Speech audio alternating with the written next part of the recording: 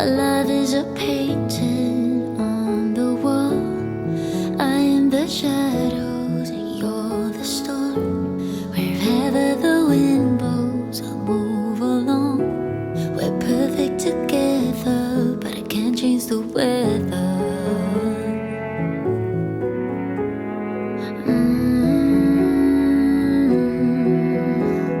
Somewhere between the clouds, I think I saw the sky, and we could paint it blue, but it don't matter to you, 'cause it really pours,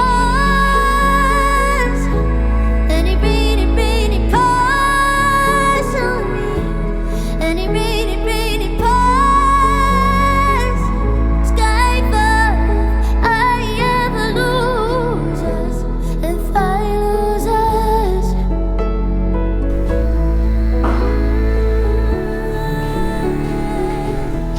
If I lose us. Well, howdy there, pipe pals and gals. Old, I mean old. Holy smoking pipe padre. Holy smoking pipe padre. Coming back at you. Okay, so, how y'all doing?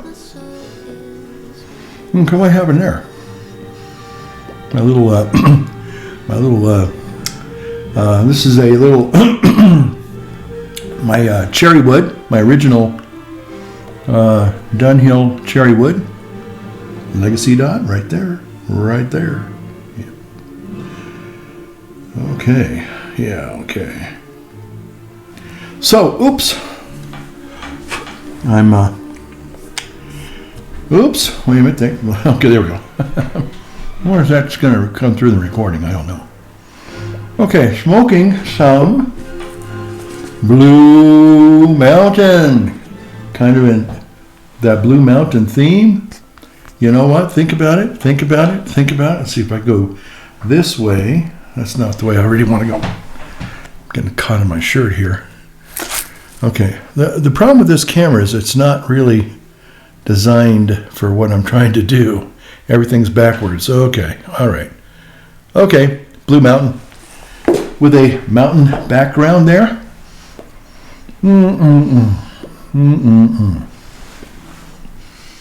So, yeah, kind of getting off to a little bit of a rough start here tonight. Drinking a sparkling grapefruit flavored water, and this is quite refreshing. Now, some of you are probably wondering, wait a minute, is this the real Holy Smoking Pipe Padre? Because he normally has a big cup of coffee, or as we used to say in the Marine Corps, lifer juice.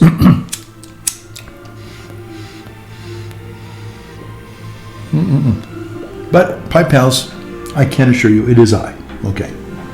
That's kind of cool there. Okay, so I'm just getting on here after, I guess I haven't made a video in about a month.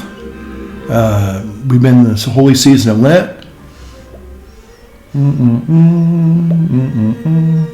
And so getting ready for Easter, as I like to say, Pascha, and just had a lot of things going on. Still got tons of things going on. So first, let me address the elephant in the room, if I should say, or maybe the scenery in the room. This about 2 days ago, one of our parishioners, he has a company that does lots of repair work for these really beautiful, $1 million homes up here. And he says, hey, I got to show you this house we're restoring or we're repairing. Had some water, mildew damage and stuff. He goes, you got to see this. The view is just breathtakingly drop dead gorgeous. And so, I walked in and this plate glass window right behind me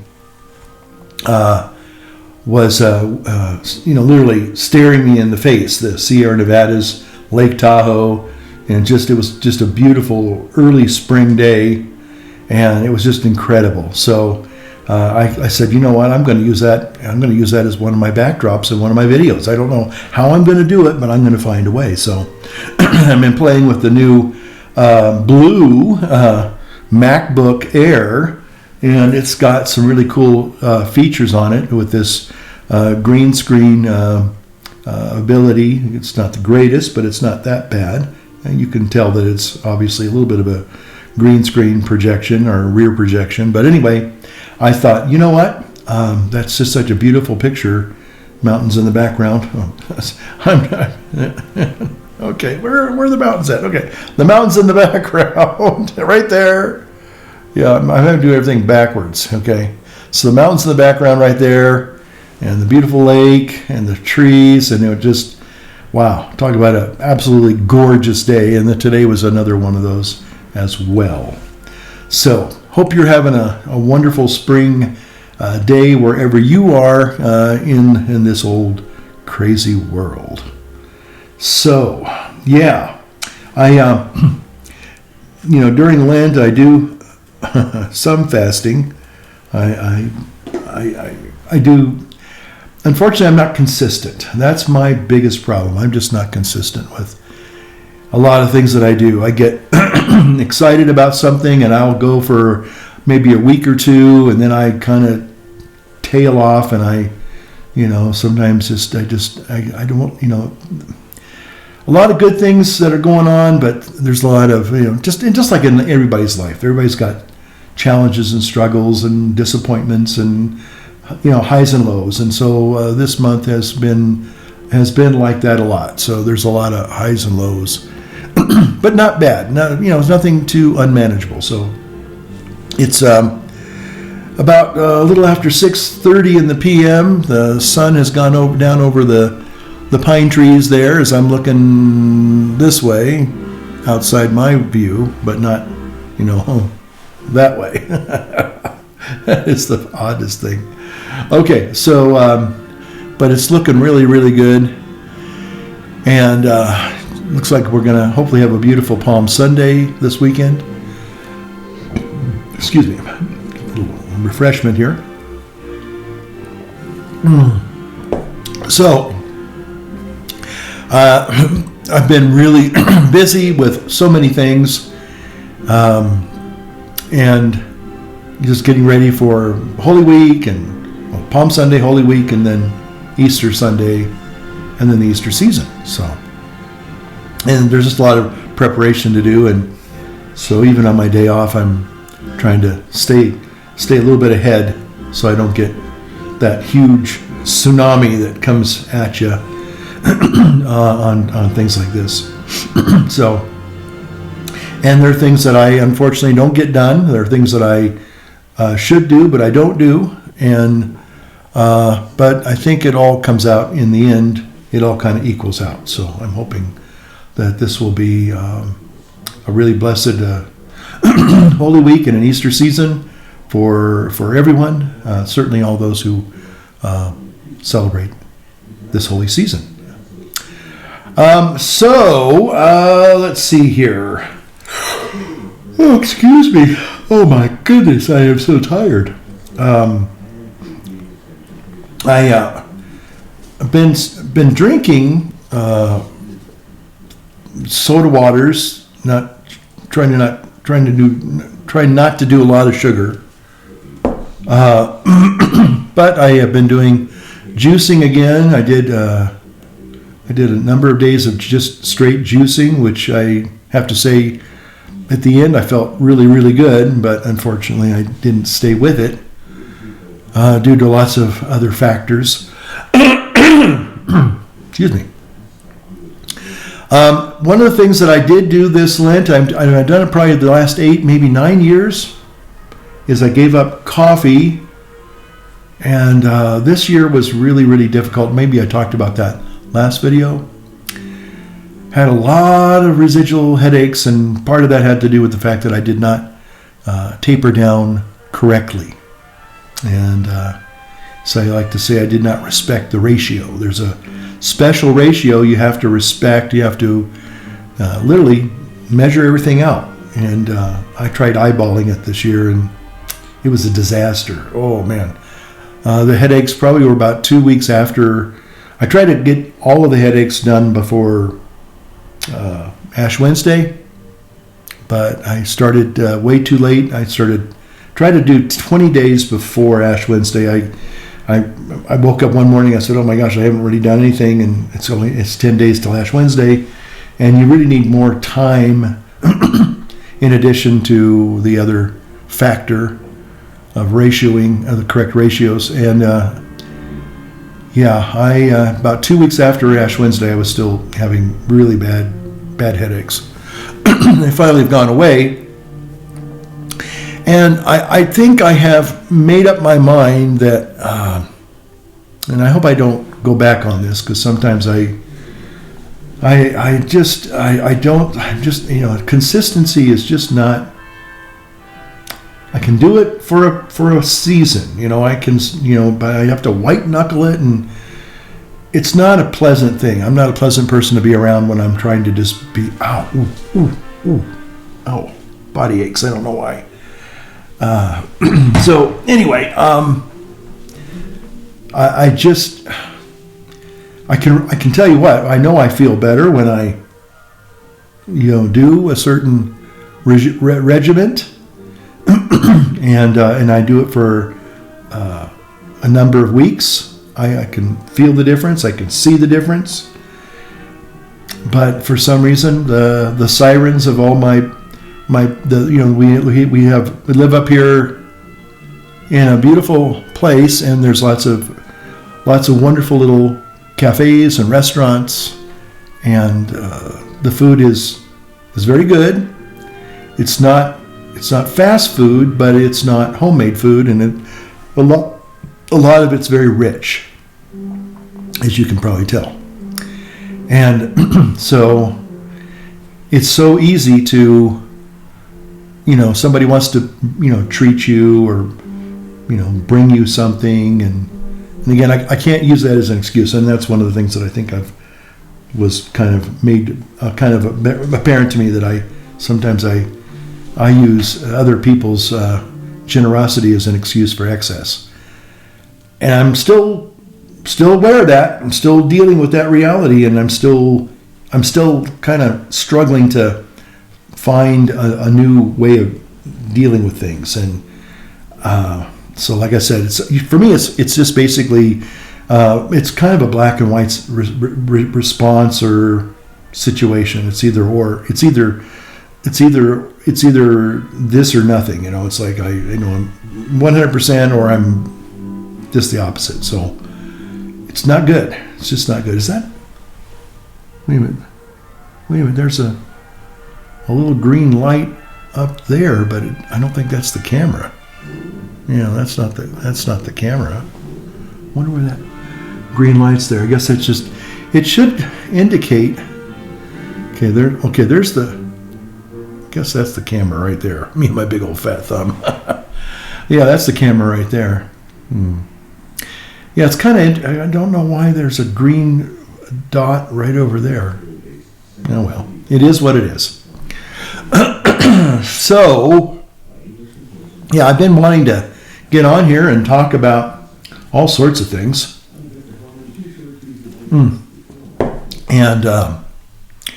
there's a lot of stuff going on. This past week, we saw, I guess, the tariffs come and go, or come and pause, or whatever, and the stock market, I guess, took a drastic tumble down, and now as of today's the 10th, I guess, and apparently now it's made another direction, I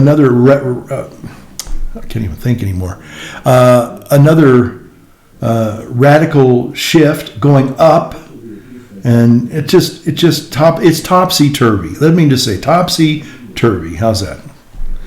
Up and down, like a bride's naughty. Oh my goodness. It's been an interesting week on the national stage, I guess. There's lots of things going on, and I did want to talk about some of those things, like as I want to do. Those of you who've watched my videos over the many years that I put these things up here on the old interwebs. So I am using my AKG microphone on a different polar pattern, and going to see how this works. And it works. It doesn't. So, but again, I just wanted to talk about that scene back there is an actual scene that I actually lived in for a few minutes, I guess you could say. As the person was showing me around this beautiful mountain mansion. It was just beautiful.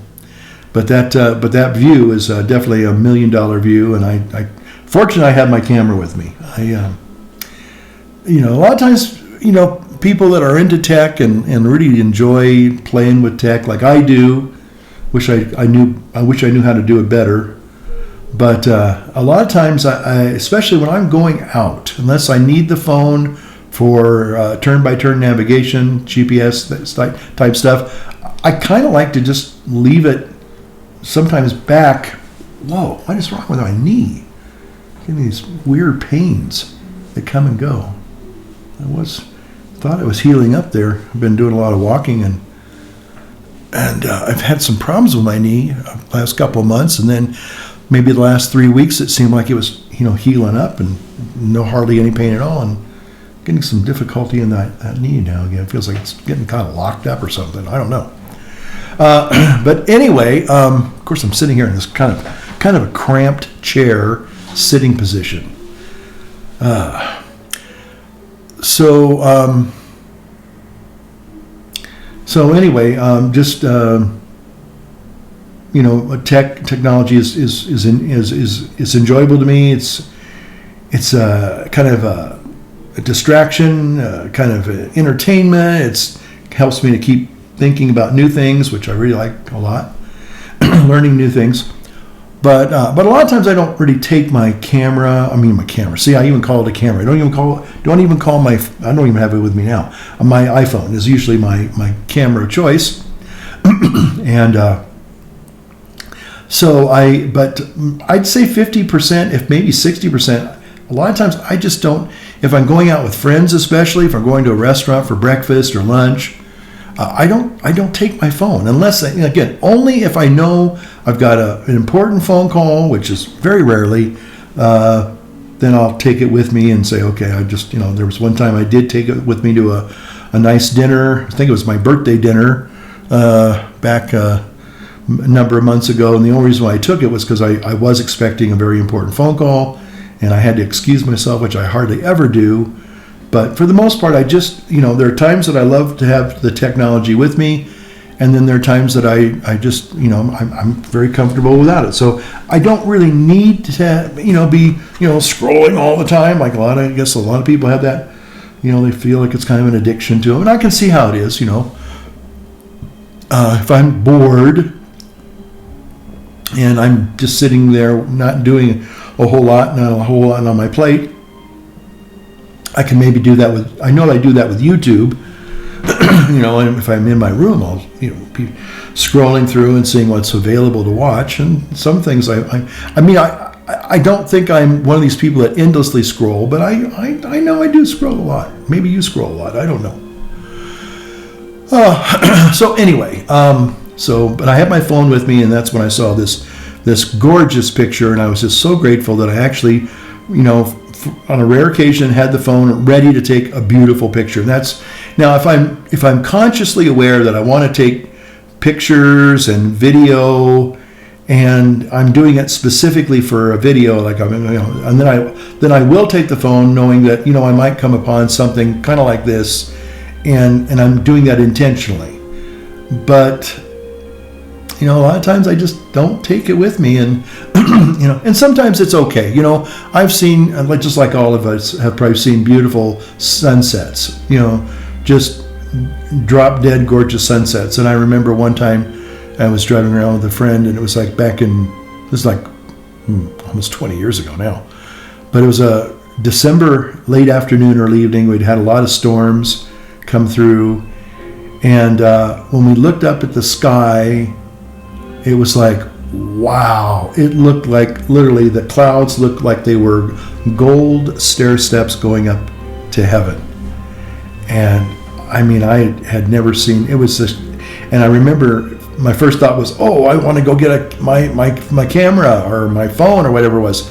And then I just kind of realized by the time I go back to the house and get the camera, it's all going to be gone. So maybe the most important thing is just to enjoy the precious moment as it is, and just say, well, I'm just going to enjoy, I'm going to be in the moment and enjoy this moment and not worry about trying to capture the moment. So there's been several times like that. I go, oh my gosh, I wish I had my camera, I wish I had my phone, or I wish I wasn't driving or something, because try not to. I kind of almost bought the farm texting and driving. I did that once. I mean, I did it probably when you were able to kind of. It was still a novelty. Oh, I can talk to somebody on my phone type thing, and I almost rear-ended somebody. Fortunately, I saw them just in the nick of time. Slammed on my brakes. Didn't hit them. Thanks be to God. Scared the heck out of me. And I said, you know what? It ain't worth it. So I frustrate a lot of people when I am driving, going from point A to point B, and somebody's trying to get a hold of me. And, I just don't do the texting and driving. I'll try to pull over when and where I can and respond. But for the most part, it might be 15, 20 minutes, might be an hour. I had that happen just the other day, in fact, yesterday. I went to get gas, and I decided it was such a beautiful spring day. Why not drive around the lake? It's about 35, 40 miles round trip, which is okay. It'll take you about an hour and 10, 20 minutes to do that. And I just thought, you know what? I just needed to decompress. And I said, I'm going to go drive around the lake. And I did. And people were trying to get a hold of me. And where are you? I'm trying to get a hold of you. Why aren't you answering? Because for the most part, I do return phone calls and texts. For the most part, I'm pretty good at that. I'm not perfect. There are some times that I might sit on something for a day or maybe a few hours. And, maybe I'm trying to think of a response so I don't torque somebody off, because sometimes somebody wants something and I may not be able to give them what they want, and I have to find a way of gently letting them down, say, I'm sorry, I can't do that, and trying to find a way to word it so it's not quite as, stinging and, upsetting, but that's life. Sometimes you can meet people's needs and sometimes you can't. And so anyway, yesterday was one of those days, and but I just don't text and drive. I mean, I might, like I said, if I have a place where I can pull over and say safely and check the phone, I'll do that. But I'm not going to be driving and trying to do this. No, that's almost bought the farm on that, and probably could have hurt somebody else in the process as well. So it just isn't worth it. It's just not worth it. So, there were several things that I wanted to talk about. I'm trying to think what they were now. Oh, that's right. Okay, so let's. I don't know if I can do this on the fly. I'm gonna try something here. I'm gonna see if I can. Okay. Well, can I do this? Can I do? Okay. Okay, I'm going to see if I can do this. Okay, there's that. There's that. Let's talk about... Is that going to work? Uh-oh. Oh, it's not going to let me do it. It's not going to let me do it. Oh. Did it turn off? It's still recording. Oh, I wonder if I can put it in post. I don't know. Oh, that's too bad. Too bad you can't do that live. That would be a cool feature. Yeah, okay. Well, now I'm back in my my normal surroundings here. So, it's still me. But, I had some really cool videos or photos. Maybe if I do that, what does that do? Does that do anything? No. Okay, you're not going to let me do it. So let me, I'll just have to do the rest of this in post. But basically, I wanted to, well, no, I don't. No. How do I want to talk about this? Okay, so the first thing I want to talk about, let me get my pipe going again. Yeah. Get my pipe going again.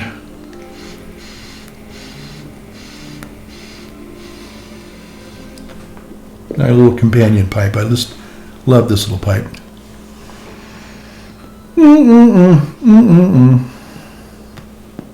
Tastes like raisins. That is good. Okay. So I wanted to talk about, I guess I'll talk about this guy here, Luigi Mangione, the guy who shot the healthcare CEO. You know, tragic, gruesome. And and the thing is that that this guy is celebrated. He's seen as a hero. And this is alarming. This is truly alarming. Okay. Now, most of us probably don't hold insurance CEOs in high regard. I mean, they're just okay. There just happen to be a person who runs a corporation or a company.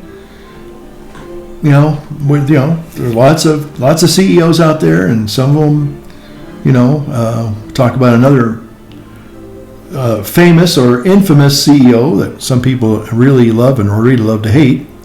But this Luigi Mangione guy, the creepy thing and the upsetting thing, the disturbing thing, is that this guy, who I'm going to give you more of a commentary in a minute, I think, if I remember, but he walked up behind this guy just going to work, and pulls out the pistol and just executes him right there on the street of Francisco, New York, or Chicago. Was it Chicago, New York? Anyway, the guy was quickly apprehended, and within a couple hours or a couple of days, whatever, and he's definitely going to court for that. Going to be adjudicated, and hopefully he will be found guilty, clearly. But a lot of people, now again, part of it has to do with the fact that he's apparently a nice-looking guy, a nice-looking young guy, okay? And somehow, and plus, there's this deep-seated, there's this resentment amongst some people, and I think it's based on envy, mostly the envious people, and they just want to hate, and they think it's okay now to kill innocent people because, well, they're bad people. Look what they've done to all these thousands and maybe millions of people at the bottom of the insurance pool type thing. So now somehow it's justifiable to murder an innocent person in broad daylight on the streets of America. And talk about kind of this outlaw attitude that a lot of people seem to be adopting.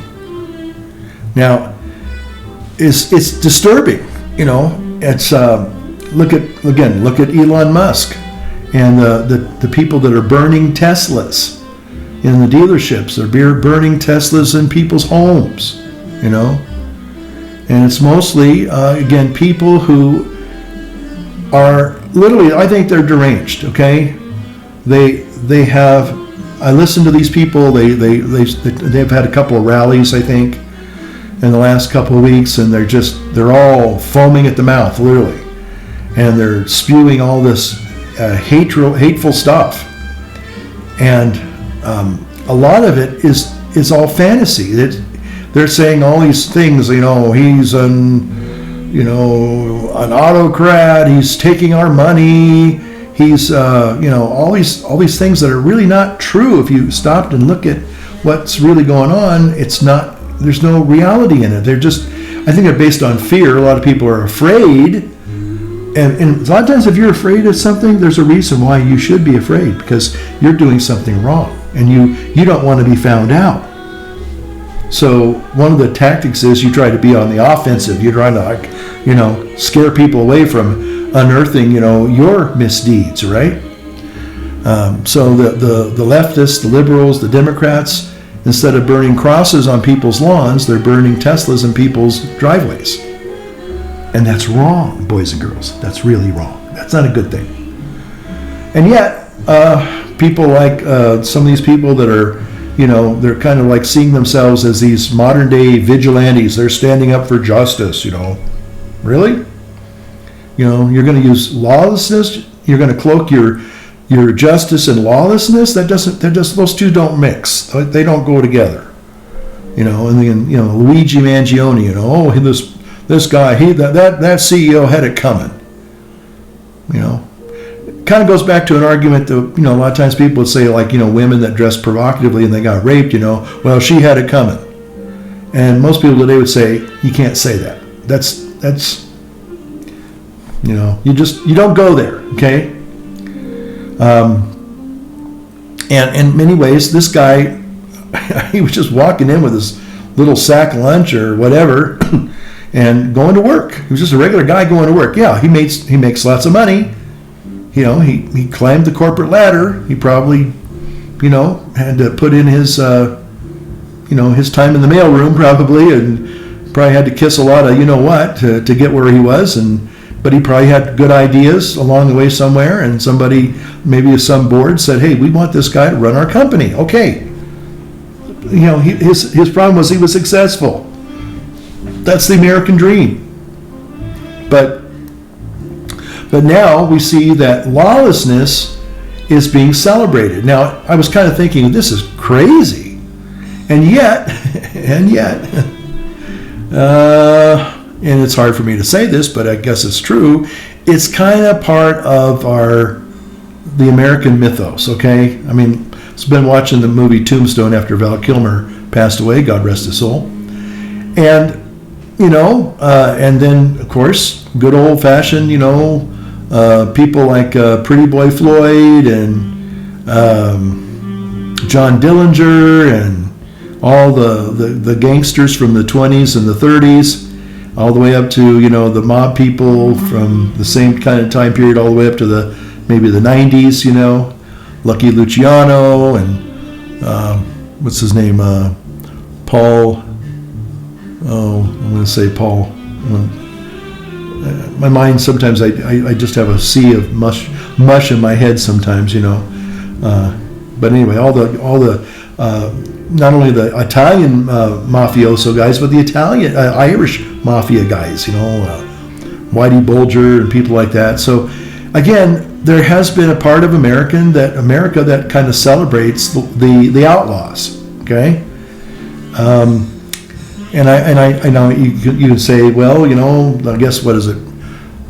Pretty Boy Floyd and maybe it was John Dillinger. They were kind of like, apparently when they would rob a bank, maybe they would not rob the actual people that were making deposits that day, but they were still robbing the bank and the people's money. And maybe sometimes they gave back, but still, there is a sense, there is a part of our history where we do celebrate the outlaws, okay? And it all depends on what side of that divide you find yourself on. If you feel like you're a have-not, and you kind of feel like, well, somebody's taken from the quote-unquote fat cats and given them their due, well, you kind of celebrate that. Well, again, but it's still wrong,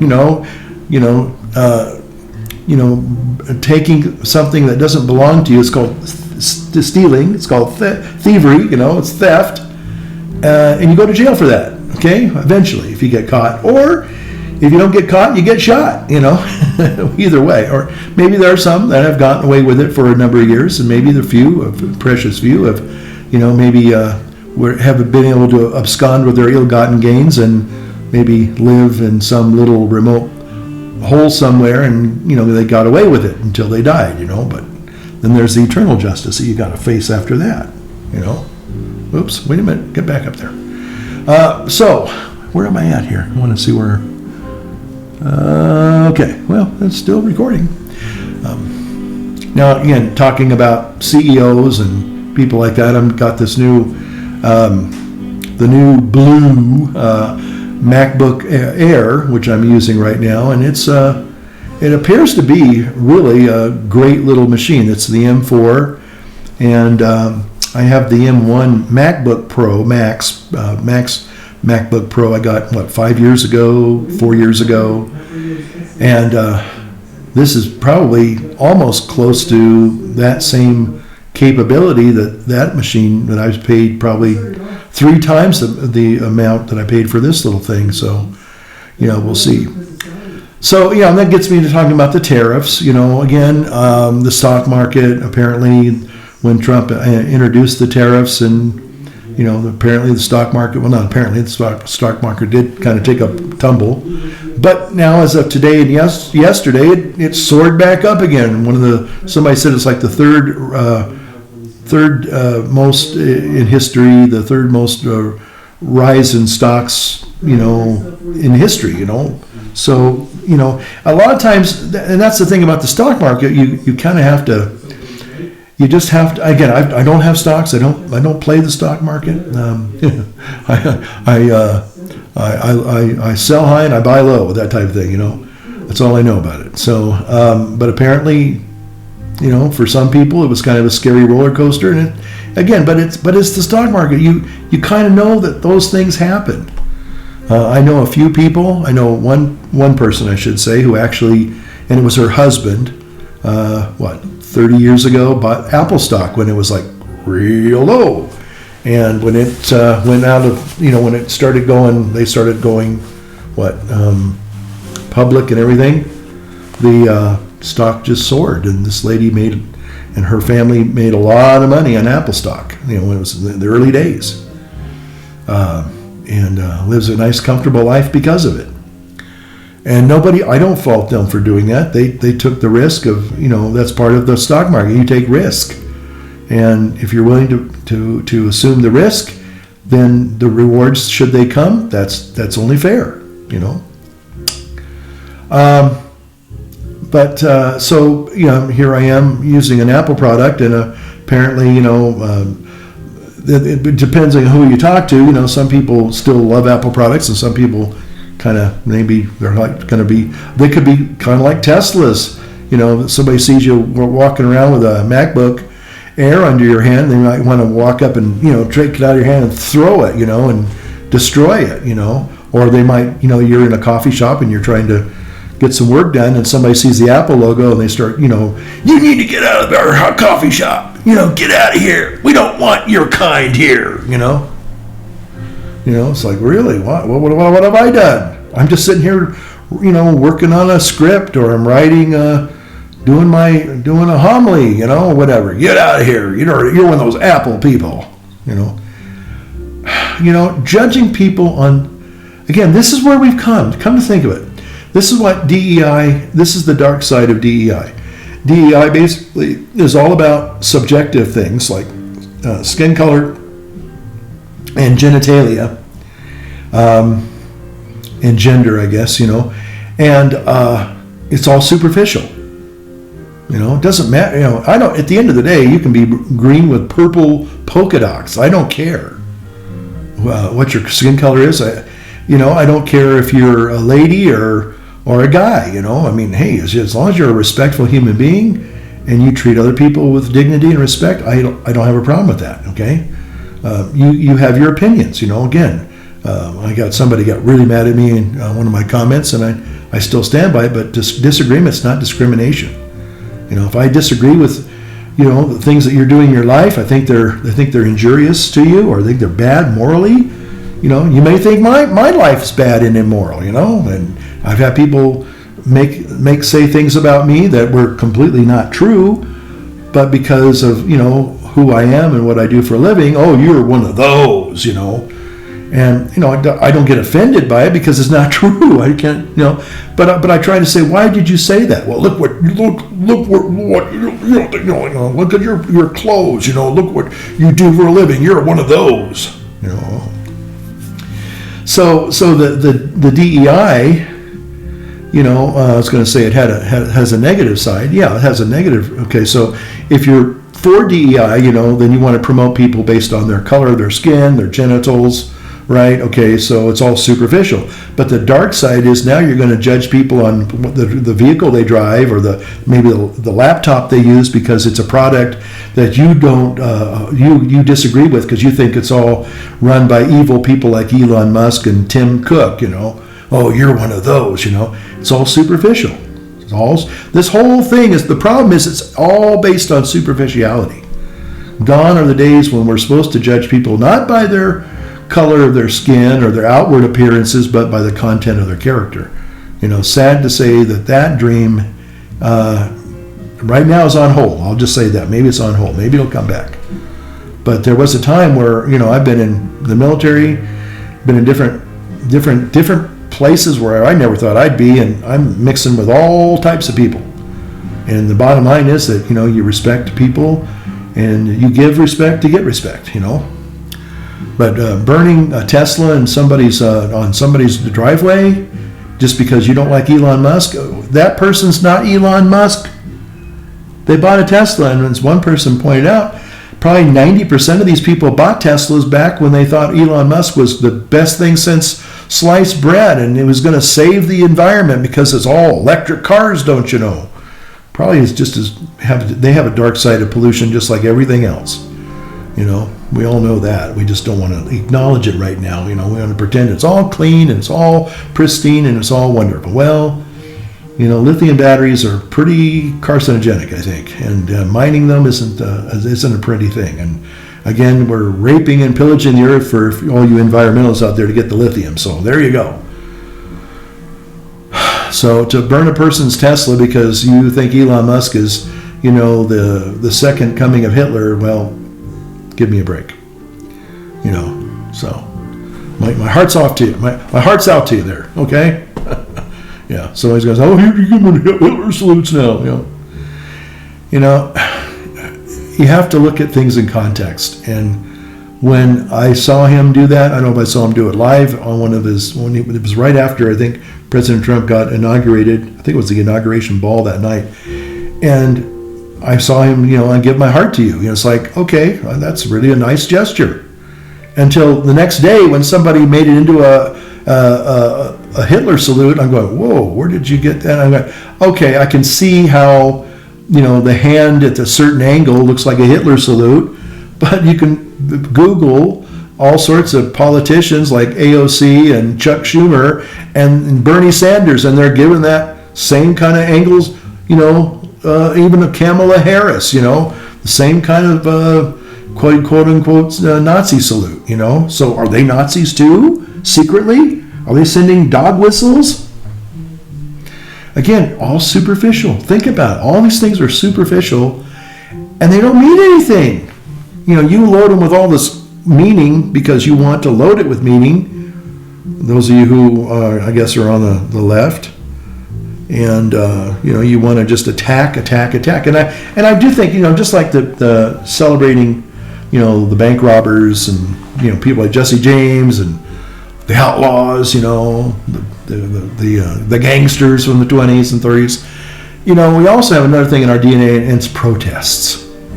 I think in the 1960s, if it did anything, all it did was instill again, a lot of it's kind of like, instead of going to a big social dance or something, a street dance or a street block party, and go to a protest, and you get to meet people, and maybe there's a little bit of that going on, we're talking a little hookup community there, at the protest, check out some cute babe that's a protest gal, and hey, she's looking pretty good. Yeah, no.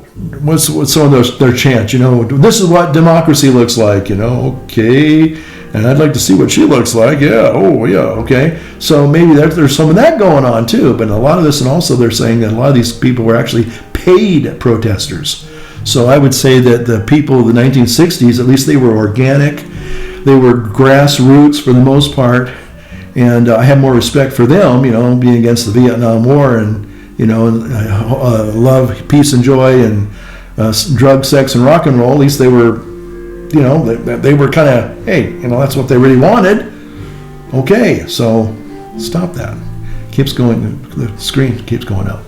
So anyway, but yeah, I think along with the mythos of gangsters being kind of like the bad boys, the celebrated anti-heroes. We also celebrate protest.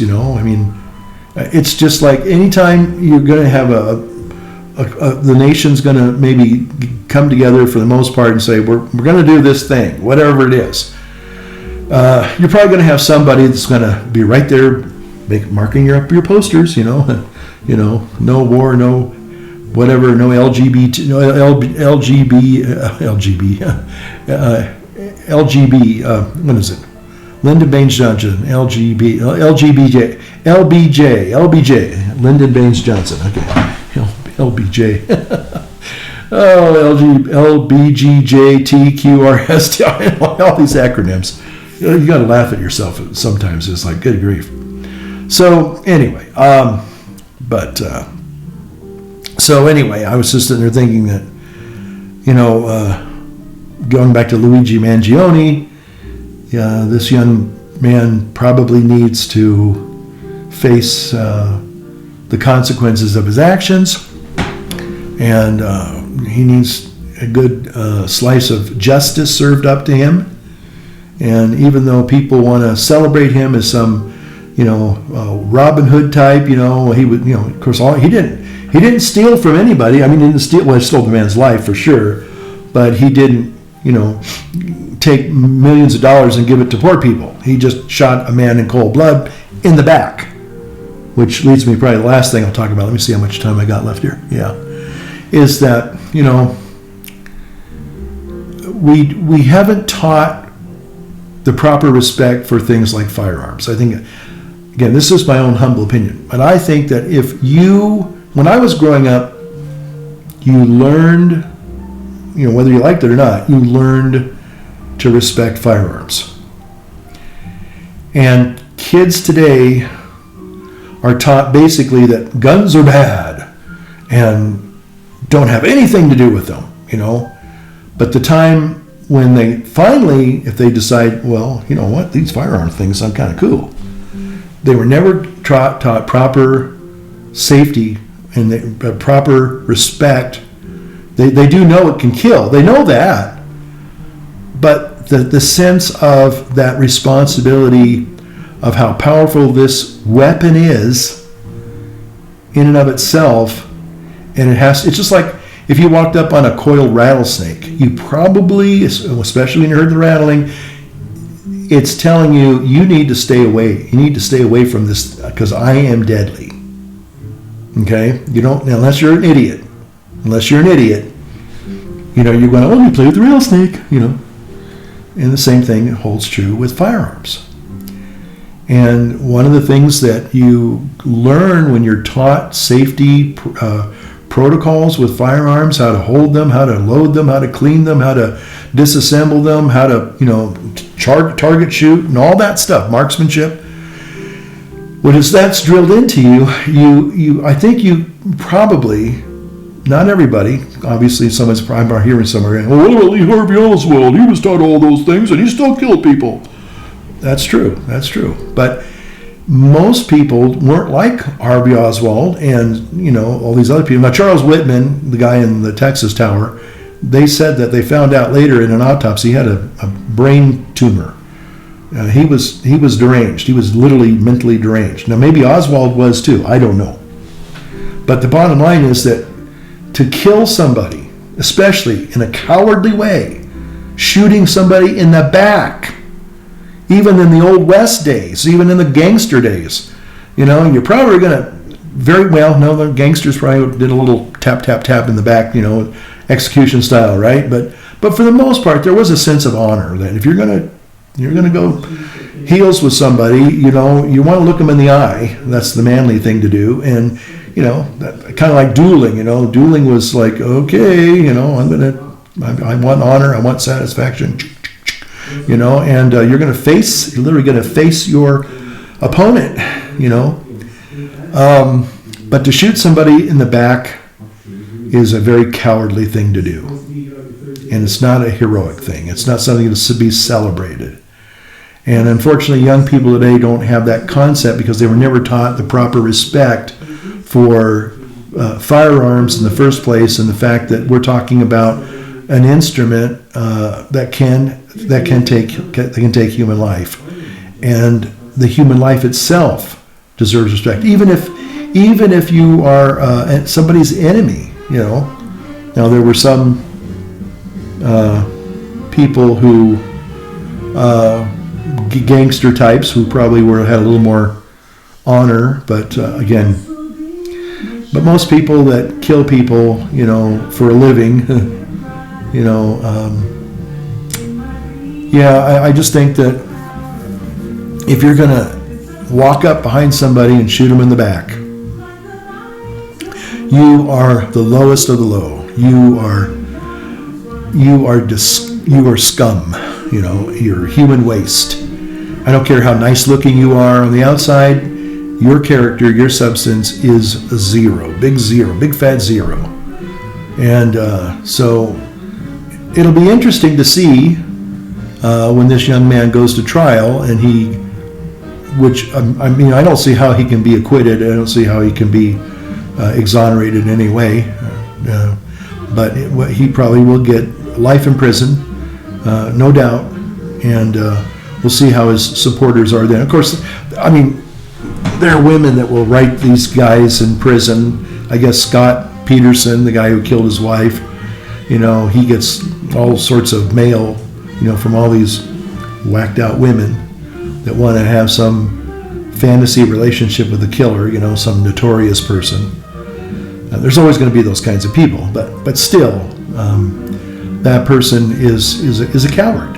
The people that are doing the fire bombings, whether it goes back to the BLM riots or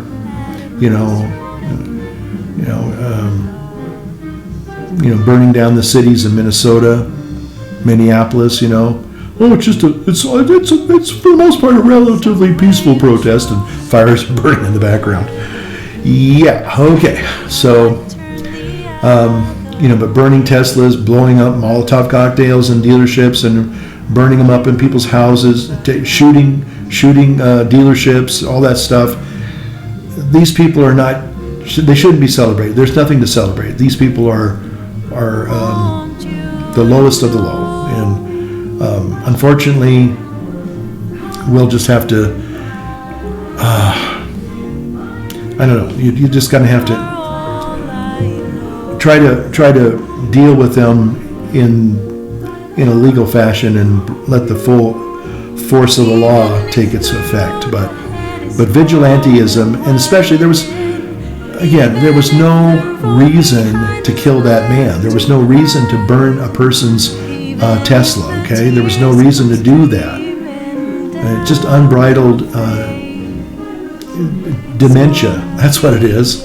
These people who are just demented, and they're just lashing out, and that's not good, because when you get to when you're that desperate, that's not good. That is not good.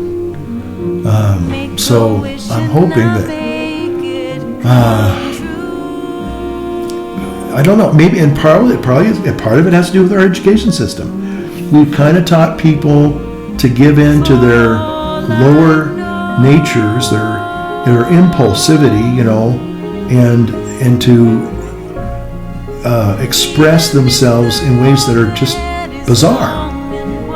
And when you do that, you kind of teach people that anything goes, So if I feel like shooting you in the face, I guess I need to express that, Got to be who I am. That's the real me, right? Instead of teaching, a little bit of impulse control is a good thing. Goes a long way, It's good for you. It's good for the person that people you're dealing with is good for society. It's just good all the way around, you know. But I think a lot of young kids aren't taught that anymore. They're just taught to be able to just express yourself any way you want to, you know. And I think that's got us into a lot of trouble. Okay, well, thanks so much for taking the time to watch the old Holy Smoking Pie Padre. I'm gonna do one more Tappa Tappa and a Lita. So, get in there, little guy.